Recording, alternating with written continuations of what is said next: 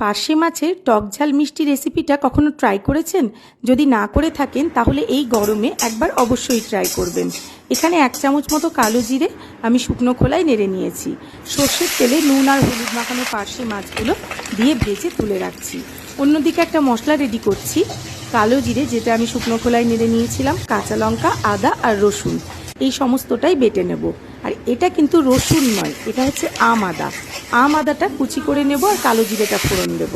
দিয়ে দিলাম 2টো মতো পেঁয়াজ বাটা আর ওই আদা, কালো জিরে, কাঁচা লঙ্কার যে পেস্টটা করেছিলাম সেটা দিলাম। চিনি আমি যখন পেঁয়াজটা ভাজছিলাম তখনই অ্যাড করেছিলাম। এখন আমি দিয়ে দিলাম স্বাদ অনুসারে লবণ। গ্রেভি যখন ফুটে উঠবে দিয়ে দেব তেঁতুলের পাল্প, আর সব শেষে দিয়ে দেব ভেজে রাখা পার্শে মাছগুলো। বেশ একটা চটপাটা স্বাদ হয়। টক ঝাল মিষ্টি তিনটেই কিন্তু এই রান্নায় পাওয়া যাবে। সব শেষে ধনেপাতা দিয়ে রান্নাটা শেষ করেছি। কেমন লাগলো কমেন্টে অবশ্যই জানাবেন। আর এই গরম